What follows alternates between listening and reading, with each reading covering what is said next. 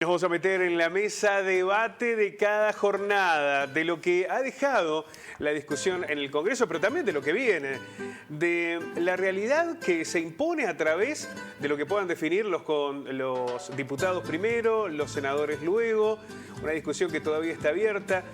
¿Cuánto poder se le puede otorgar al presidente de la Nación y cuánto esto impacta en la institucionalidad de la Argentina? Bueno, de todo esto vamos a hablar y para eso vamos a saludar a nuestros compañeros. Martín, ¿cómo estás? Buen día. ¿Qué tal? Muy buena semana para ¿Cómo todos. les va? Bueno, un placer. Hola. Y vamos a sumar a nuestro invitado, Enrique Novo. Doctor, ¿cómo le va? Buen día. Un ¿Qué placer. tal, Pablo? ¿Qué tal, Marina? ¿Qué tal, Martín? Bueno, lo decíamos, primero la discusión, ¿no? ¿Está bien que todavía pensemos en entregar facultades especiales, delegar facultades legislativas o del Poder Legislativo a un presidente?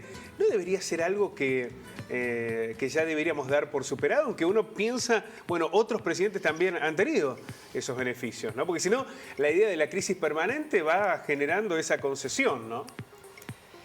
Creo que hay una confusión en la costumbre parlamentaria de que para que un presidente tenga gobernabilidad hay que darle facultades extraordinarias.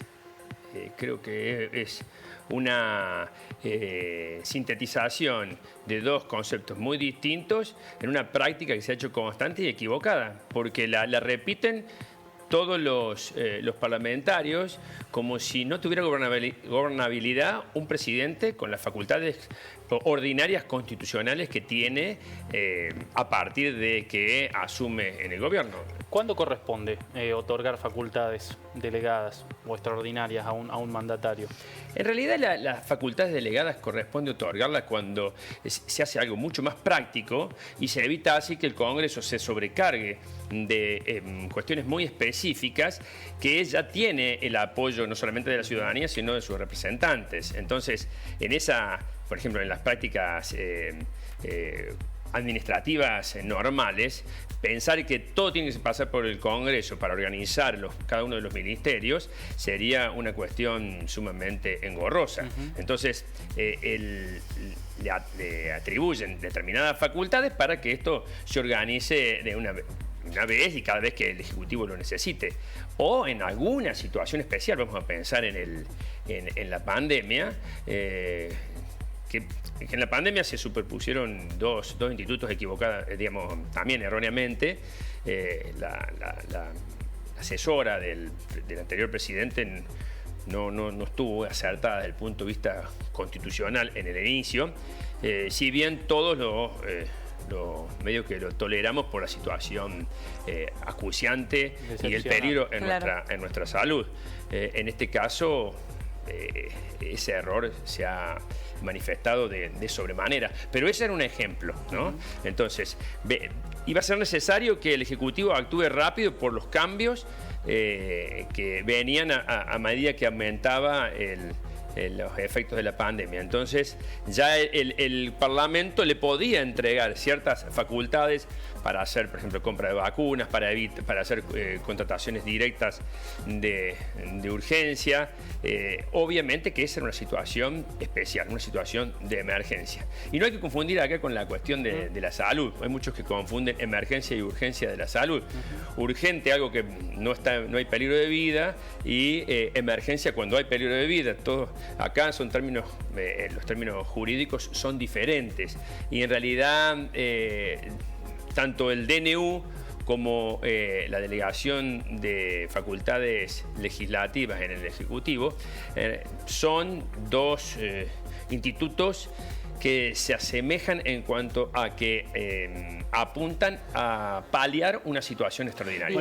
Perdón, eso por la formalidad. Y en la cuestión de los plazos, ¿por cuánto tiempo esas facultades? ¿La define, o sea, la sugiere el presidente y el Congreso la aprueba o no la aprueba? ¿O existe en términos de Constitución un plazo definido de cuánto tiempo se delega la facultad? En la Constitución habla de plazo, un plazo fijo. Los constitucionalistas en general sostienen que el plazo debe ser breve. Tanto el plazo breve como las pautas bien claras, es decir, las pautas de la delegación.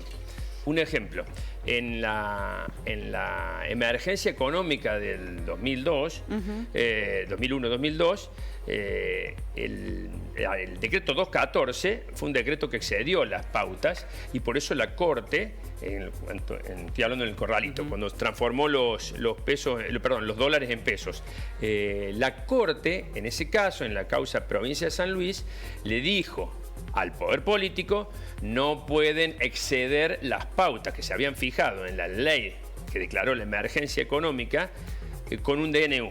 No se puede utilizar un DNU para violar las pautas. Claro. Entonces, en este caso es muy importante ver cómo queda la letra de esta ley en cuanto a las pautas y en cuanto al plazo.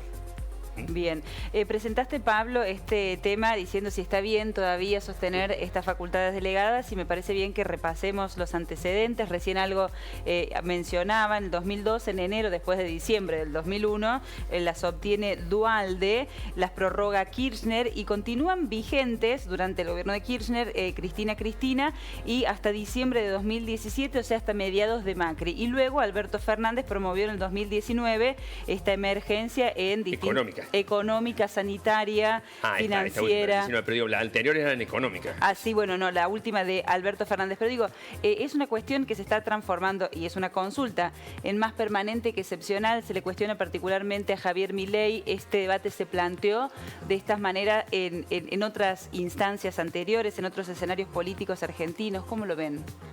Claro, el tema es la magnitud de lo que...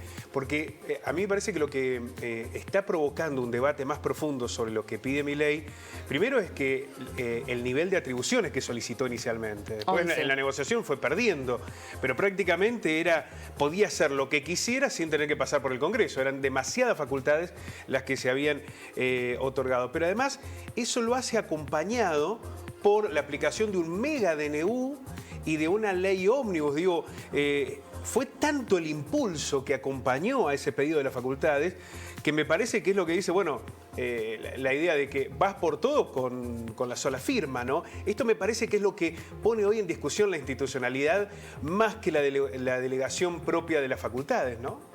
Es así, fijémonos, ¿no?, de que tampoco el actual presidente tiene un buen constitucionalista al lado. Que le diga, mira, por este carril no. Sabemos que dentro del constitucionalismo hay distintas ideologías, se notan, uno los escucha, una cosa es Gargarella y otra cosa es Sapsay, una cosa es Gil Domingo y otra cosa es Antonio María Hernández, por así decirlo, uno lo escucha.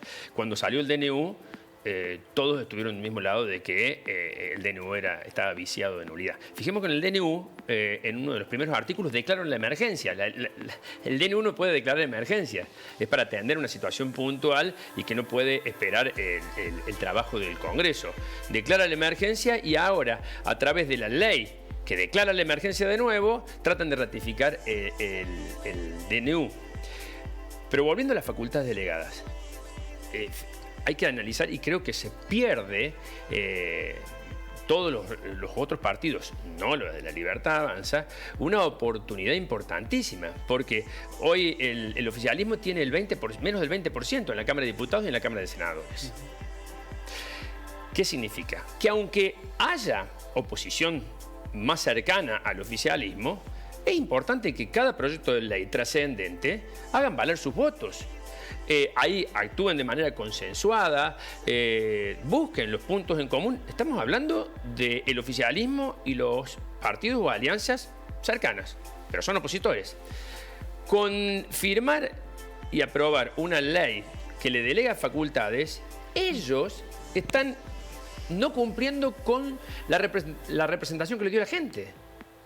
Es decir, le están facultando por 2 años al oficialismo, quienes no tienen la representación del oficialismo, y están renunciando a ejercer la posibilidad de que en cada ley que vaya a dictar como consecuencia de esta delegación el presidente puedan ellos ponerle una oportunidad coma. histórica, Enrique, ¿no? Porque Por eso es absurdo. Después de mucho tiempo, donde había casi mayorías automáticas y una especie de cribanía en el Congreso o un Congreso paralizado que no funcionaba, como en el caso del gobierno anterior, en este caso vos tenés diversidad, se necesitan consensos, se necesita diálogo, tenés una posibilidad de discutir, hay presencia activa de los gobernadores, no pasan a ser actores secundarios, sino hoy yo creo que son protagonistas esenciales en esta discusión.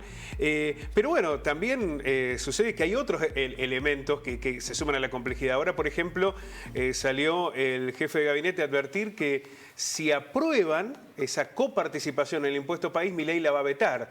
Por lo cual empieza a haber un cruce de tirarse con la lapicera que habrá que ver hasta dónde llega, ¿no? Porque en definitiva lo que se está poniendo en juego es la necesidad de la gente, ¿no? Sí, bueno, coincidimos, creo que, perdón, Sí. Enrique, pero lo hemos dicho en reiteradas oportunidades acá. Qué interesante juego que está planteando el Congreso, ¿no? Con esa distribución de fuerzas que parece mucho más representativo de la sociedad y qué oportunidad para realmente negociar, debatir, para ver mucha actividad parlamentaria que tenemos los argentinos enfrente.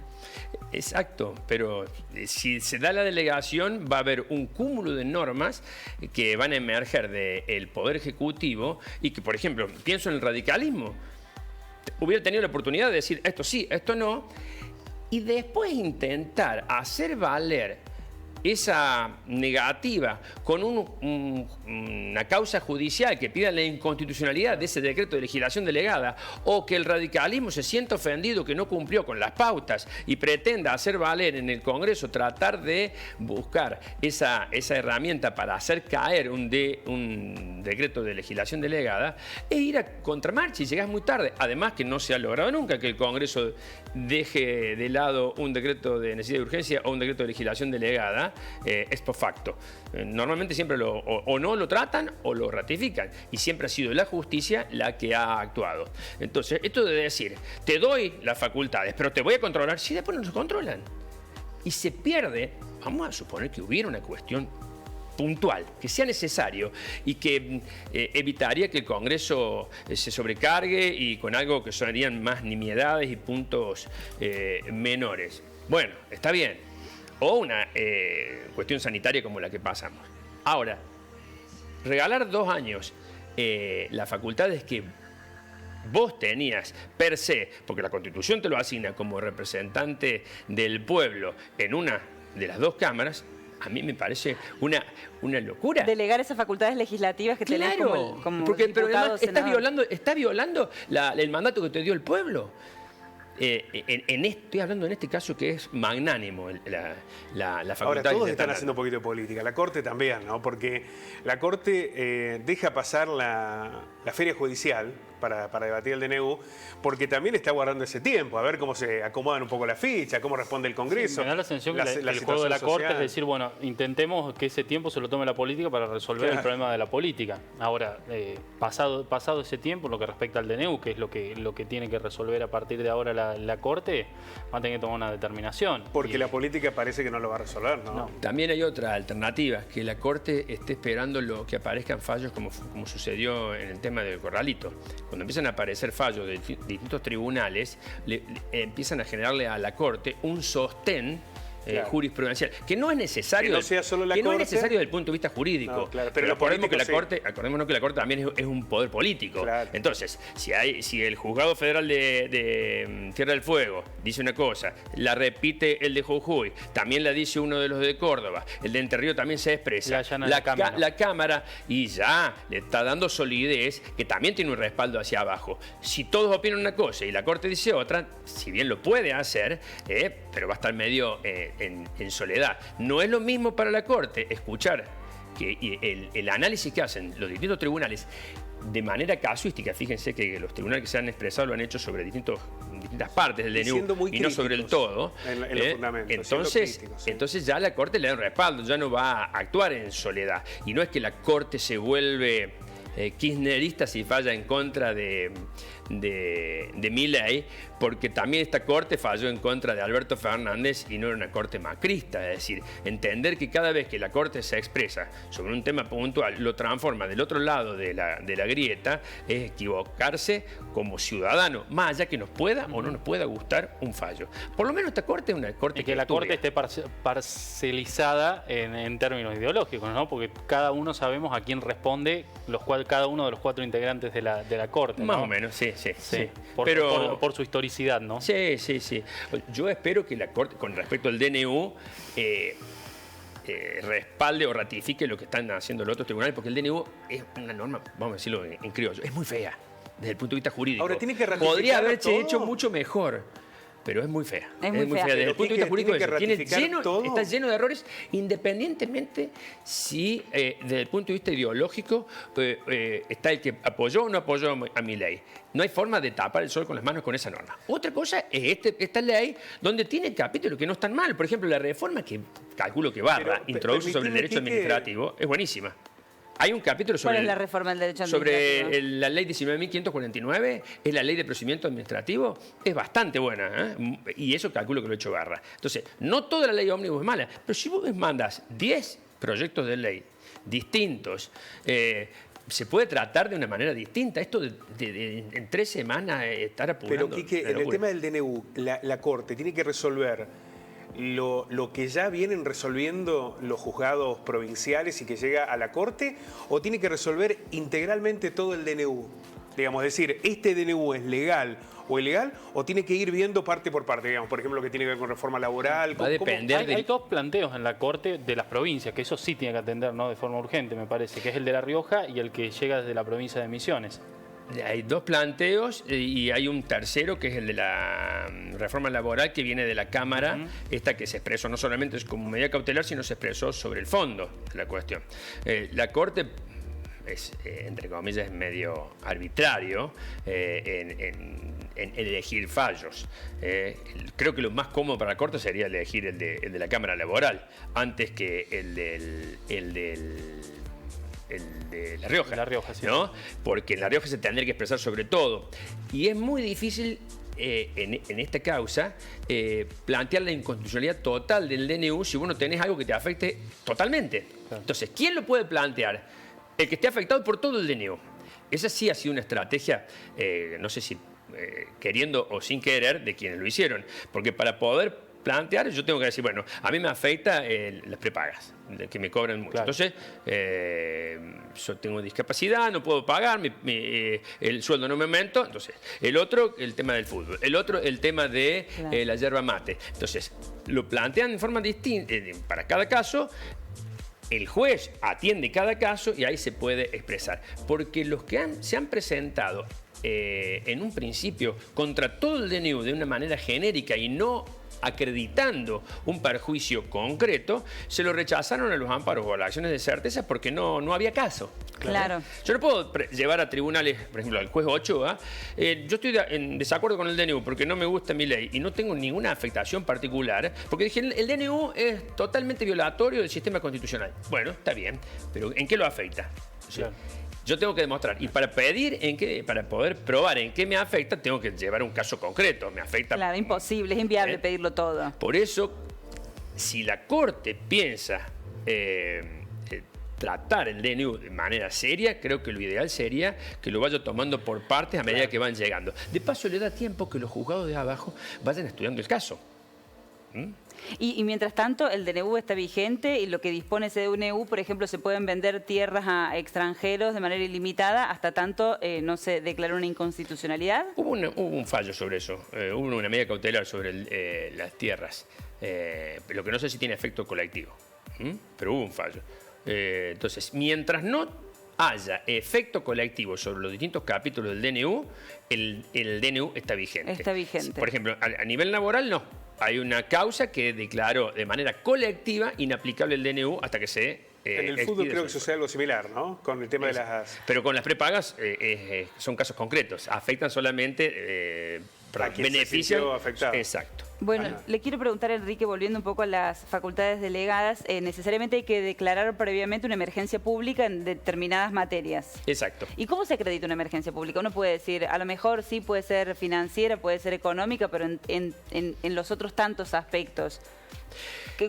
La Corte ¿qué lo define? ha declarado inconstitucional tanto decretos de necesidad y urgencia como de delegaciones cuando no se había acreditado de manera específica la urgencia, la emergencia o la necesidad. Cuando era una mera elocución dogmática en los fundamentos, ya sea del DNU o del decreto de legislación delegada, la Corte lo ha declarado inconstitucional. O cuando se introducen en temática que está prohibida, como por ejemplo las cuestiones tributarias, que la mayoría de decretos de legislación delegada que la Corte ha declarado inconstitucional se vinculan con esto, con que no está demostrada esta situación especial o porque han invadido la cuestión tributaria o penal de una manera inconstitucional. En todo esto, yo me imagino, a ver, la mirada de la gente, porque hay cuestiones muy técnicas, ¿no? Tecnicismo que deberán ir encontrando respuestas a través de, fundamentalmente, la justicia o las que pueda encontrar el propio Congreso ahí. Pero me imagino que empezás a preguntarte, bueno, ¿y esto cómo me impacta, ¿no? ¿Cómo resuelve mi vida? ¿Cómo va a condicionar las medidas que yo tome o las decisiones que yo pueda tomar para mejorar mi situación de mi familia, mis vecinos y demás? Y acá se ponen en juego muchos aspectos de eso, ¿no? Porque ahí tenés la cuestión económica que está puesta ahí, cómo se van a financiar. Cuando decimos cómo se financian las provincias y los municipios, es si vas a tener más o menos policías, si vas a tener hospitales con médicos, con insumos, qué va a pasar con el comienzo de clases. Ahí aparece también la cuestión de la obra pública, de cómo se van a ver. También es el tema de si en algún momento decidís formar parte de una protesta. ¿En qué condiciones lo vas a hacer? Si querés marchar, si lo hacen tus hijos, si lo hace un vecino, si lo hace el delegado del gremio, ¿en qué condiciones? Después hay efectos prácticos de cada una de estas circunstancias. No es que todo se convierte en una cuestión muy grande, muy normativa, que no tiene efectos. Y esta es una discusión que a lo mejor también se están perdiendo esa oportunidad los diputados o senadores, ¿no? De trasladar cómo eso le va a impactar a la vida de la gente, ¿no? Creo que también es una puesta en escena esto del DNU y de la ley ómnibus, porque mientras tanto la cuestión económica está sobrepasando a la gente y la discusión se centra en el Congreso cuando a la personas no le aumentan el sueldo y aumenta la canasta básica un 100%, medio que la gente no quiere más hablar del DNU ni de la ley ómnibus, quiere que frenen con los aumentos o que le actualicen sus salarios. Una de las dos cosas, que es lo que se ha dado en épocas de inflación. Si no se puede frenar la inflación, se actualizan los salarios medianamente. Si acá no se frena la inflación y no se actualizan los salarios, la gente va a decir, bueno, basta de DNU, basta de ley ómnibus, solucionen el problema porque esto es puro biribiri y va a salir a la calle. ¿No? Ahora, no hay duda cómo actúa nuestro país, ¿no? Pero en ese DNU está, bueno, la habilitación de que las prepagas te puedan correr lo que quieran, por ejemplo, ¿no? Pues yo digo, hay cuestiones que cuando vos las llevas a la práctica... Pero del DNU no depende que te aumente la carne. No, claro, pero ya que te aumente la prepaga. No, pero por eso, pero me refiero que el DNU no es el responsable de todo. Claro. Entonces, si solamente hablamos del DNU y solamente hablamos de la ley ómnibus, que son temas importantísimos, por ahí parece como una especie de telón y atrás está pasando otras situaciones acuciantes que no se resuelven. No digo que sea a propósito, digo que hay otra cuestión por arriba del DNU y de la ley ómnibus que creo que van a superar estas dos cuestiones. A veces, querido, no te hacen de cortina de humo. Eso es lo que estoy tratando de explicar. La ley ómnibus y el decreto de necesidad y urgencia ocupan la agenda pública, sobre todo en los medios, entre los políticos, y hay otra agenda que es la de la gente y queda invisibilizada o parcialmente invisibilizada por tratar estos temas. Yo creo que mucha gente que salió a protestar en Buenos Aires no salió a protestar por el DNU, la ley ómnibus, salió a protestar por cómo está viviendo. Porque se le dice mucho a la ciudadanía, no la conocen todavía la ley ómnibus, no conocen los detalles de la ley porque ni los legisladores lo conocen, pero me parece que también esto, ¿no? Hay un componente fuerte de esto en la gente que se moviliza. Se está reclamándole al gobierno, a lo mejor le pone la consigna de la ley ómnibus o la del DNU, pero es la situación, la coyuntura, el escenario, lo económico, lo que a lo mejor lo moviliza, lo saca a la calle, lo lleva a las redes sociales a pronunciarse en contra. ¿Qué es lo que define siempre todos los contextos? Lo que termina puede haber movilizaciones en particular por algún eje, pero en general lo que define la vida de la gente, que te vaya mejor o peor, en tu economía, en la de tus hijos, si ya no podés acceder, no podés pagar la cuota del colegio, no podés pagar la prepaga, no podés, vas al súper y te venís siempre amargado. Bueno, en algún momento eso se expresa socialmente, ¿no? Hay que ver cómo, esta es una discusión mucho más compleja, hablamos de un gobierno que comenzó hace 40 días, pero si la cosa no mejora, esa va a ser la verdadera representación de... Por eso perdieron Macri o perdió Alberto Fernández, porque fueron malos gobiernos que no mejoraron la vida de la gente. Ahora se abre esta disposición también de lo que pueda pasar. A mí me da la sensación que este debate de la ley ómnibus y lo del DNU le está sirviendo como estrategia al gobierno también para ganar tiempo, ¿no? Están esperando ver si efectivamente logran bajar o controlar o acomodar dentro de parámetros aceptables la inflación, y esperando los números de la cosecha y otro tipo de cuestiones que les permitan trabajar, porque tengamos en cuenta que mañana va a empezar la votación en particular, que se prevén 3 días por lo menos, que van a estar debatiendo capítulo a capítulo. Después tiene que pasar a la Cámara de Senadores, donde las cosas van a estar mucho más difíciles para el gobierno que lo que estuvieron en la Cámara de Diputados, por la distribución que hay de las bancas en la Cámara de Senadores y las negociaciones que van a tener que llevar adelante, ahora sí, de forma mucho más directa con los gobernadores, a lo que responden cada uno de los senadores. Y bueno, todo eso es un montón de tiempo que nos va a tener. ¿En cuánto tiempo vamos a estar hablando de una ley que salga aprobada finalmente? Va a estar en marzo. Y hay que tener en cuenta que el gobierno resignó lo más importante de la ley ómnibus, que era el capítulo fiscal, lo resignó para debatirlo más adelante. O sea que tanto interés no tenía, porque si eso, que es lo que habla de la recaudación, o sea, del dinero que le va a entrar al gobierno, quedó a un costado, quiere decir que hoy los tiene debatiendo a todos en torno a cuestiones que son las más superfluas, entre comillas, de la ley ómnibus. Lo que va a llevar la balanza para un lado y para el otro es este descontento. Por lo que estamos viendo en estos últimos años, tenemos un sector de la población que apoya casi ciegamente a un gobierno justicialista. Un sector que es anti-justicialista. Son dos sectores, pero no son grandes. Los que terminan de inclinar la balanza para un lado o para el otro son los que van de un lado al otro de acuerdo a su descontento. Esta gente que apoyó a Milei, estaban los que apoyaron ciegamente porque era algo que podía derrotar al justicialismo, y quienes estaban realmente descontentos con el gobierno de Alberto Fernández.